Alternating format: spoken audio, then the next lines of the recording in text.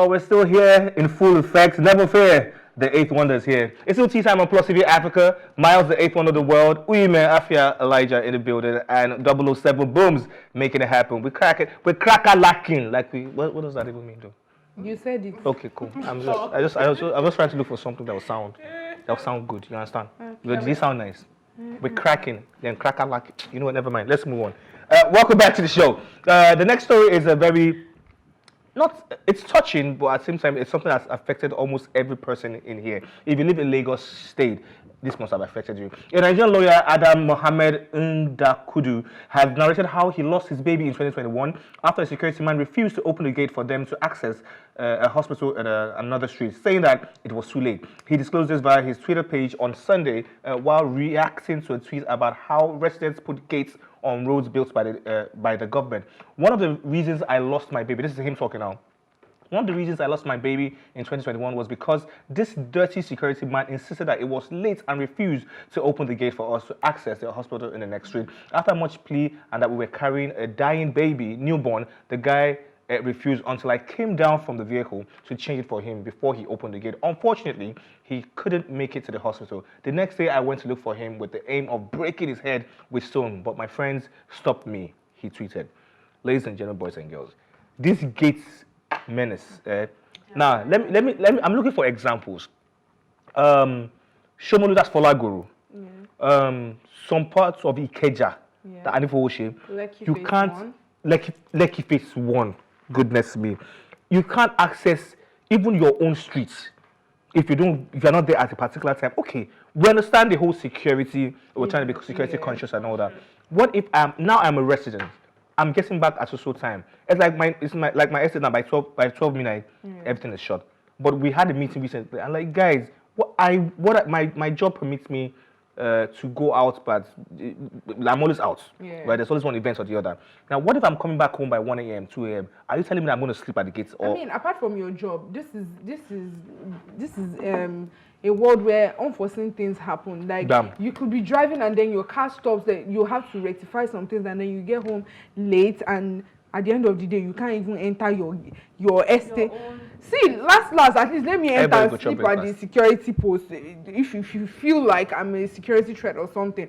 And besides, that's why securities are there. They should, if at all, for any reason, you want to be security type, let there be a tag or something, something that identifies you as a resident. Once you don't have that thing, you know that you are not entering your estate. But once you have it, you know, okay, this is my card, and then everybody enters. But the one that pisses me off the most is the fact that you guys lock the gate and you are not even at the gate. Exactly. It's either they are sleeping in one bus or sleeping on my street. We have 2 gates, and then once you lock it by 12, you are nowhere to be found. There was one day I had to go to work very early, I think like 4:35 in the morning. I had to go out to do something, and I had to walk the street twice because I was looking for the security that was supposed to be at the gate. I mean, come on, it's already morning. Forget, okay, 1 o'clock, 2 o'clock, maybe something you had to, but it's morning. People can go out by that time. So what made you think that you could just disappear and be nowhere to be found at that time? I was so upset. I've slept in the car before. I've slept in the car on the streets because I was locked in. And I'm like, please, let me just go. And they don't grill. This was even my own neighborhood. I went to work somewhere. And please, and the security guy was sitting there, I'm so sorry, we can't open. I'm like, I need to leave. I slept there to 5 a.m. My lack of sleep today is because of something that happened yesterday, and because I'm a very light sleeper, I was in the conversation for 1 hour. I just started hearing ole. I mean, ole means thief, by the way. Yes, it's thief. In case you don't know. From my sleep, I just jumped up like, hey, they have infiltrated the street. Only for me to, the argument was on, are you trying to tell me that this lady was adamant that, you know me now, I'm a resident in this place, like, you have seen me before, you seen countless times. So which one is this one that you are claiming that you don't know me all of a sudden because it's past 1? Something happened, I couldn't enter the estate on time. So they dragged this matter out for 1 hour. At that point, the woman was so upset. She said, I'm going to beat you now. And then it was like, you know, if you beat me, you cannot beat. I'm like, does it always have to get to this point? I don't understand why you put okay, let's even forget the streets now. So let's forget also some major roads, like government roads. Why are you putting gates on them? See, a lot has happened.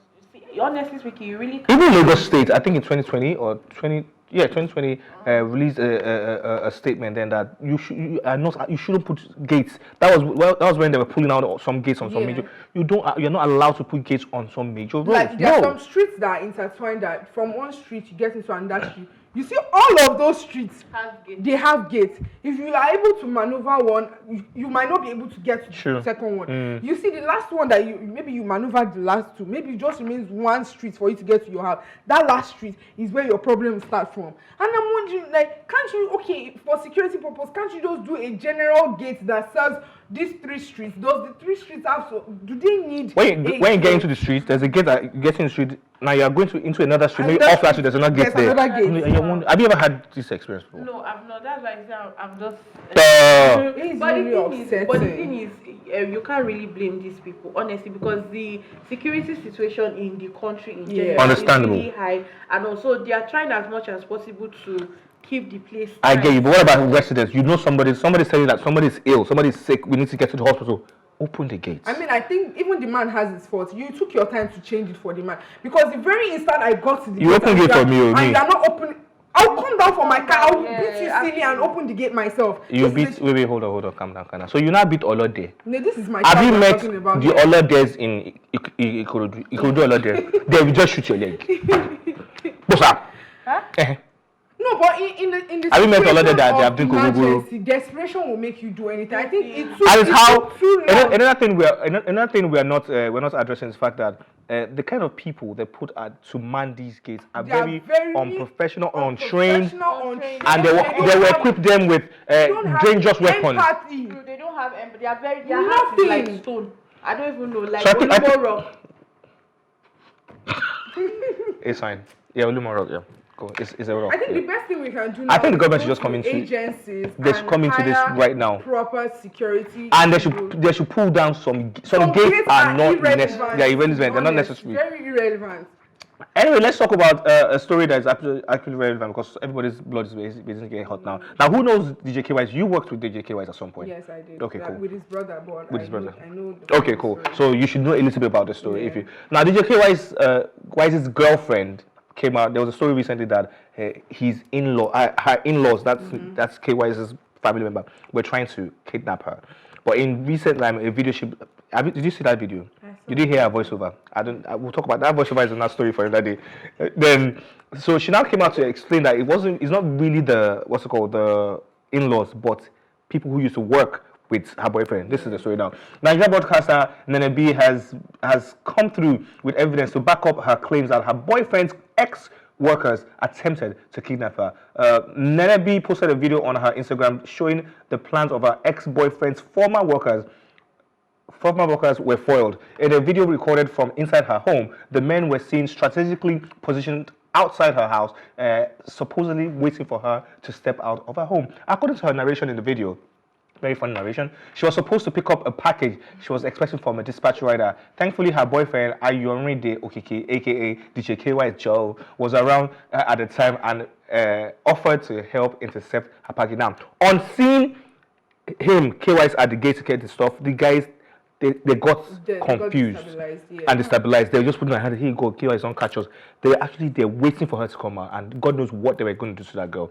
And by the time one of them looked up and saw KY's with the camera recording, he was like, God, voila. They just all scampered, got into the car and sped off. You know, the part that beats me about this video is KY's brother is actually one of the... His brother was there, Kendi. So KY is a Taiwo. Yeah. Yeah, he's Kendi. No, he's Taiwo. He's Taiwo. Yes. That's why I think he's Kendi. KY is Kendi. So his brother is TY. He's a Taiwo. Yes, okay. Taiwo. So was part of the 3 people that were hanging outside the house. And if you remember, I think either 2022 or 2021, there was an issue that came to the internet about a family grudge between KY's and his family, saying that this girl used juju on KY's, that they were not supposed to be together and things like that. So I think off the social media, this case is still ongoing, and they feel like, because even people are beginning to ask questions like, where is KY? Ever since that issue came up, he hasn't really been on the social network. So I think there's something that is still going on underneath that we don't know about, and is really getting the family and friends worked up. Like, we need to get this girl away from this guy before things get really, really But bad. so far so good. Three people have been what's it called arrested, apprehended, while others don't japa. Hopefully they'll get the rest of them. What are you guys doing in the girl's house? What do you want with her? Do you understand? Why would you want to? Even if you claim you're not kidnapping now, what do you want? Why were you there? Why were you stalking the whole place and hanging around? And then when things didn't go as it was supposed to be, it was so very obvious that it wasn't a friendly visit at all. And these are people that herself and them they don't talk. They're not in talking terms. So what are you doing in her house? Why are you guys hanging out? Of course they had a mission. So yeah, this brings back to everyone out there. Be careful. Be careful, extra careful. There are a lot of crazes out there. Be very security conscious. Be very aware of your environment. I say that to people all the time. I'm very aware of my environment. I might be sitting down and I'll be chilling and playing with everybody. Trust me, I'm looking at. I know everything that's going on around me at that point. Like every time. It's just like one of my friends. She's at the behind the scenes. Okay, what up do she? Anytime we are walking and she see a mad person coming, I think well, she might have had a case of maybe a mentally deranged person has hugged her before or kissed her before. Like, I'm a mad person pursuing me.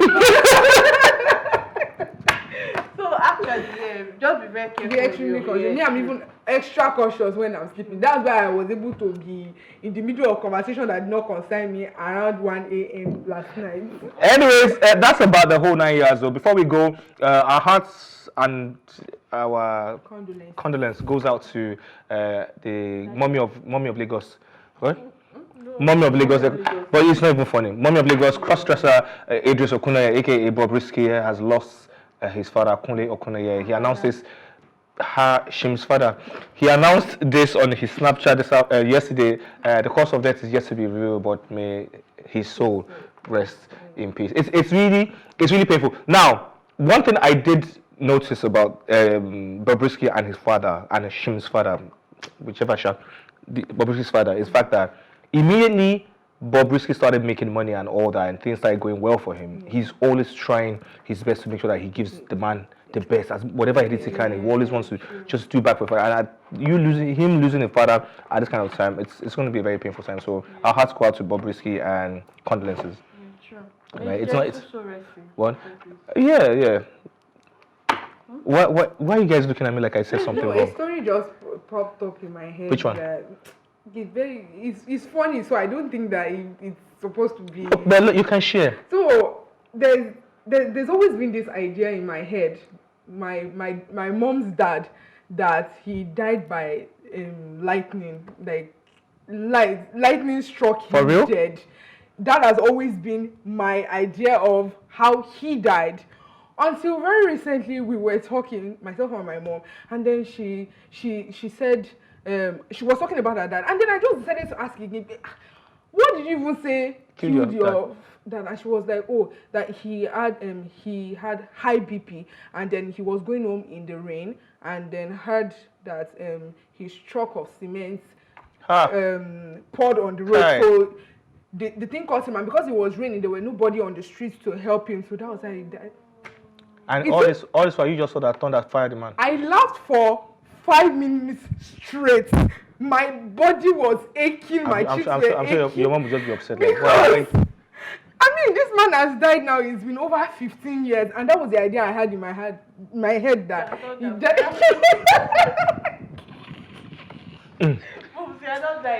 Anyways, that's about it. Thank God it wasn't thunder that struck your granddad, and it's just something else. So let's just move on. It's been amazing.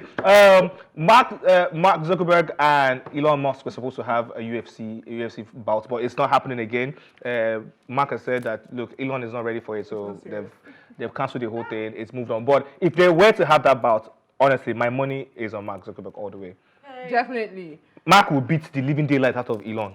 Are you sure? Oh, yes. I'm more than roll on self. Yeah. I feel like Elon Musk is what? No. Don't even go there. You know, Mark Zuckerberg naturally is a UFC enthusiast. He trains a lot. He trains with some of the best. He's always in the octagon with people training. So, okay. But it's so funny how these two billionaires. It would have been nice. It was supposed to be a charity bout, but I mean, I know Mark Zuckerberg was going to use it to prove a point, like, I will beat your papa. But Elon, white guy, has been stalling. They're supposed to have it somewhere in Italy. It was supposed to be big and raise money for charity. I was really looking forward to it, actually. I was looking forward to it. It was supposed to be huge. It was supposed to be huge. Well, you know why the whole thing is just funny. Why? Because two wealthy people are coming together. I mean, these are the things they do for fun, normally. Exactly. And you people, when poor people are not fighting on the road, you people say, see them, they are fighting. You're not belly. These are wealthy people that are actually trying to fight. Do a lot of Guys, we gotta go. But this is where we draw the curtain today. Thank you for watching. As always, join the conversation on social media with the hashtag #TeaTime. Remember, you can catch up on our previous episodes, including this very one, and all our exclusive content by subscribing to our YouTube channel at PlusTvAfrica Lifestyle. You can also watch Tea Time on R2 TV and in London on Ben Television, and right here in Nigeria on DSTV channel 408. A very, very massive, big thank you to my guys Uime and Booms. Thank you so very much. And to the other miming guys that are making it happen. My director first. Okay. There's a new director in town now. Toby Cash Money, our favorite money. She directed today. Funny. Well done. My cameraman for today, Kayode, the great one. Thank you very much. My line producer for today, Precious. Thank you very much. And every other person who's been making it happen. All my guys, all the editors. Oh, Miles, not my Miles. There's not Miles as an editor. Now, don't drink and drive. I tell you this all the time. It's very important. Do not drink and drive. Just put God first. And every other thing you want is history. Everything just comes easy to you. And most importantly, drink a lot of water. Plenty of water. Drink a lot of water and mind your business. This particular thing helps you live longer. We out.